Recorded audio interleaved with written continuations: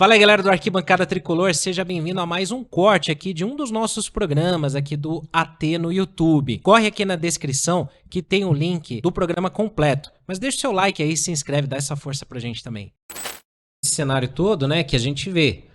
Sempre falam que não tem dinheiro pra comprar, porque o São Paulo tá sempre endividado e a dívida aumentando ano a ano.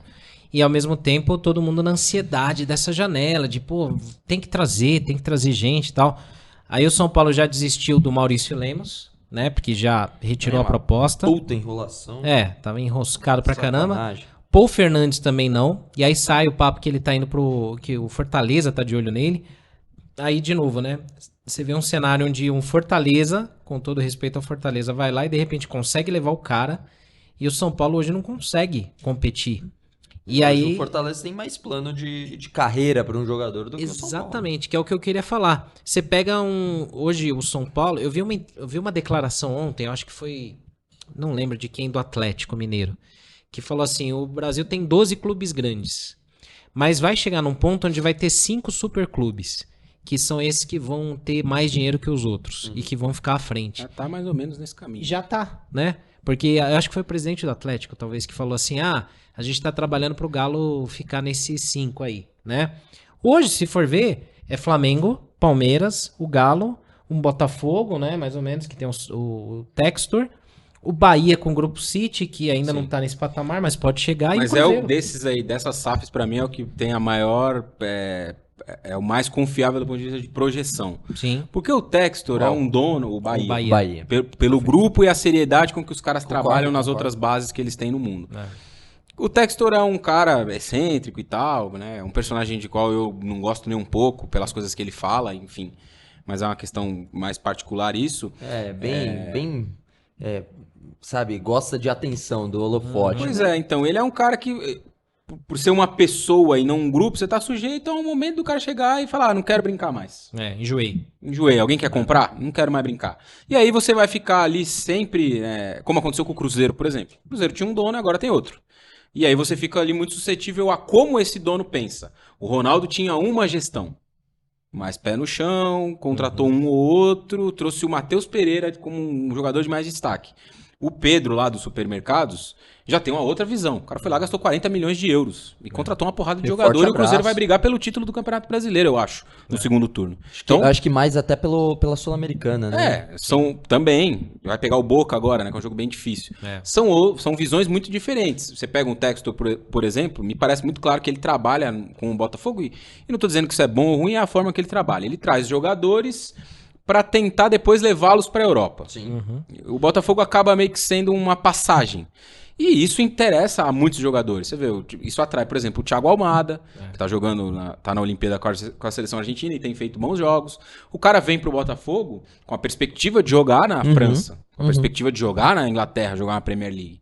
E beleza, pro Botafogo é ótimo. Antes disso, qual a perspectiva ele tinha? Nenhuma, brigar pra não cair todo ano. Tá brigando pra ser campeão brasileiro de novo. Mas quando você tem um dono, né, um CNP, um CPF por trás... Eu acho que você está mais sujeito a essas mudanças. Quando tem um grupo, como é o do City, no Bahia, acho que você tem até uma perspectiva de evolução maior. Pois é. E aí, a gente estava falando nisso, né? Porque, para pensar. Se a gente tem esses clubes, assim, um pouco mais estruturados, né? Tipo, que seja, Atlético, Flamengo, Palmeiras, Bahia, Botafogo e Cruzeiro. Sim. Só aí são 6. Aí você tem outros que não são SAF, ou que tem um modelo associativo, mas que são bem geridos. Fortaleza, Atlético Paranaense, são clubes que há alguns anos estão, assim, na medida do possível, gastando o que eles arrecadam, sem fazer muita loucura, e conseguindo ter campanhas consistentes. O Fluminense me parece um clube bem gerido, me parece. É que assim, como assustou a campanha do brasileiro no início, Sim. Né? Mas repatria o Thiago Silva. Então, meio que também consegue resultados, né? Agora, em que lugar que tá o São Paulo nisso aí? Porque você vê, por exemplo, a gente não é uma SAF. Nem tão cedo vai virar uma SAF. A gente não é bem gerido há muito tempo. Vide pelas dívidas aí que declara-se um valor, eu acho que até maior do que isso. Em que lugar que você acha que o São Paulo entra aí nesse bolo? Porque se a gente contar que tem esses 6 super ricos, Sim. né? Mais uns 2, 3, 4 aí que estão bem administrados. Em que ponto que a gente tá aí? Não entra. Nenhum dessas camadas, né? Eu acho que são esse momento assim desses times. Acho que o futebol brasileiro ele vive um momento assim, um limite de quem vai se organizar, de quem vai receber investimento de um dono, de uma holding, por aí vai, e de quem vai ficar com um bloco meio para baixo da tabela.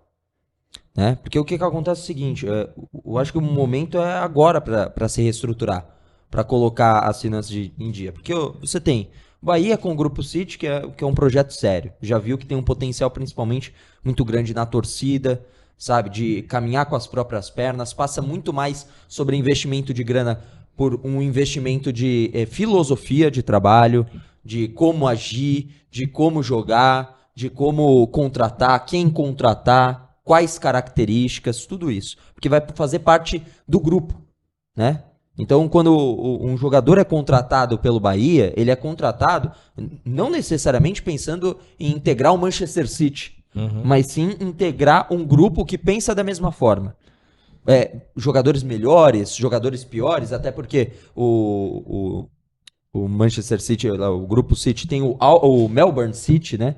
É Melbourne, se eu não estou equivocado, né? E vamos falar a verdade, não é que o Melbourne virou uma potência na Oceania, não é.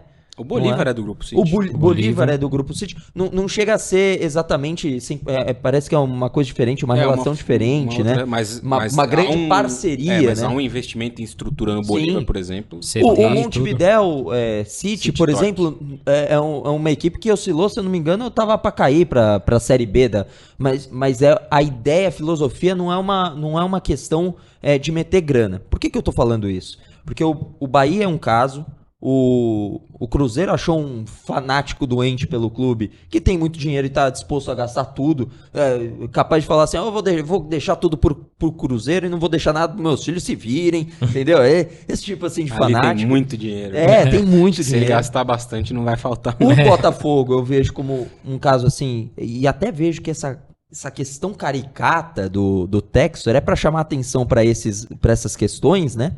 E não para o quanto se gasta no Botafogo sem trazer o retorno pro Botafogo. Entendeu? É uma questão assim, aqui eu posso gastar, lá na Europa eu não consigo fazer isso, porque tem um fair play.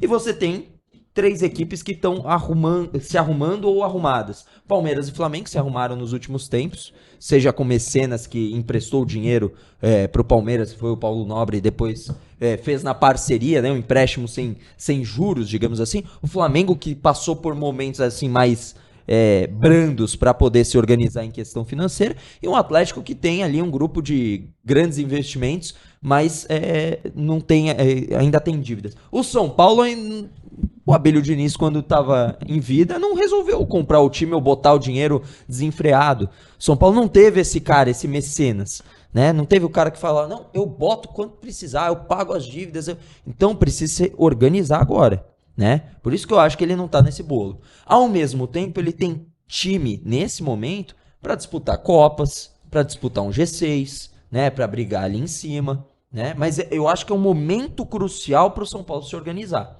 E o São Paulo precisa fazer isso. Enquanto não aparece o cara e fala assim, deixa comigo, eu tenho dinheiro.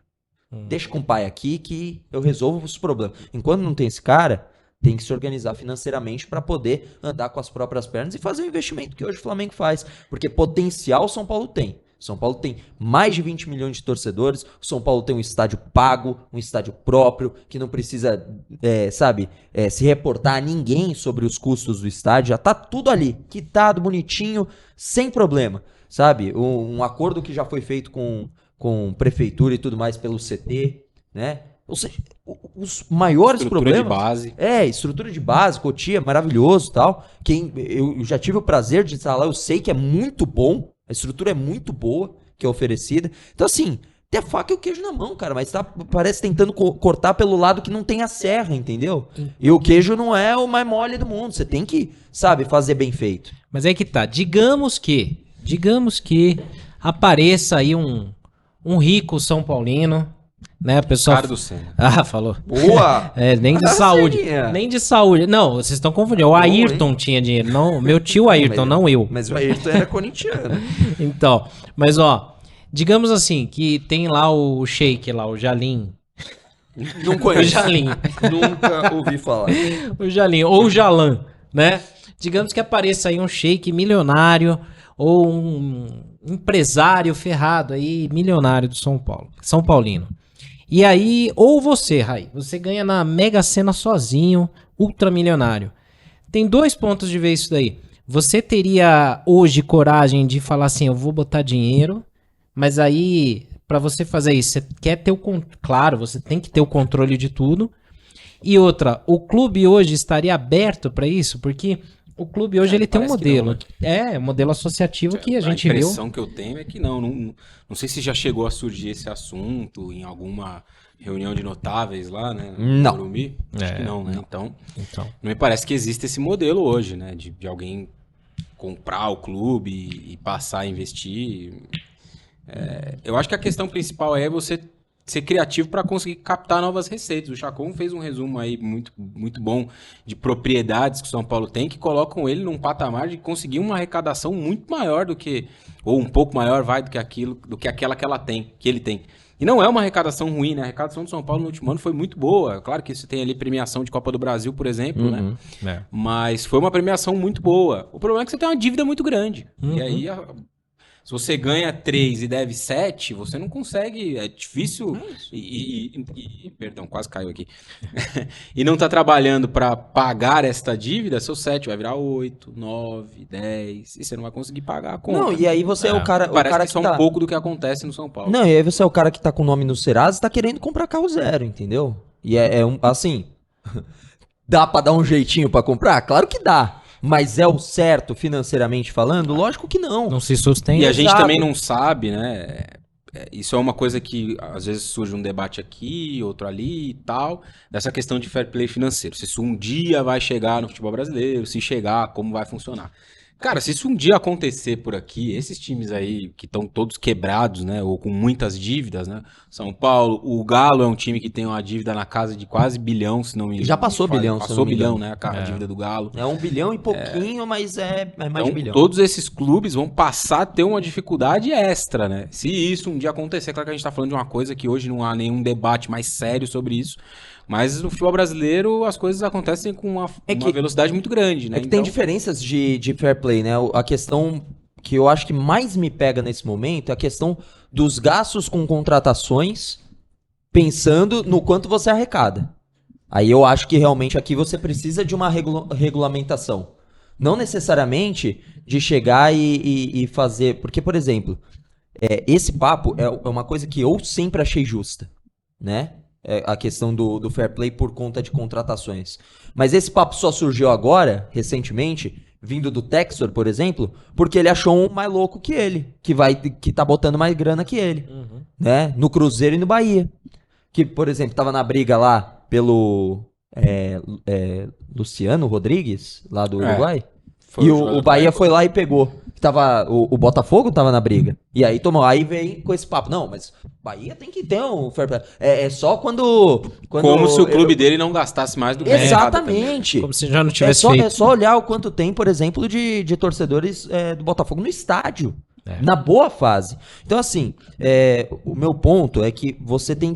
Assim, outra coisa a ser elogiada, aproveitando nisso, do marketing, por exemplo, nessa temporada, a venda do name rights. Sim. É uma grana a mais. Aí você pode falar, putz, mas eu Isso preferia... é uma forma criativa de se conseguir novas receitas, que é o que a gente tava falando. Mas você pode falar assim, putz, eu preferia só Morumbi, eu sei. E eu também preferia lá, Estádio Cícero Pompeu Toledo, São Paulo Futebol Clube, o letreiro 100 milhões, 100 milhões. Eu prefiro. Você viu? Mas a gente tá duro, cara. Tamo quebrado. Entendeu? E assim, tem duas... Tá aí, esse foi mais um corte aqui no Arquibancada Tricolor. Se você curtiu, já deixa o seu like, se inscreva no canal e fique de olho em tudo que acontece, ativando o sininho e virando membro do Arquibancada Tricolor. Vambora!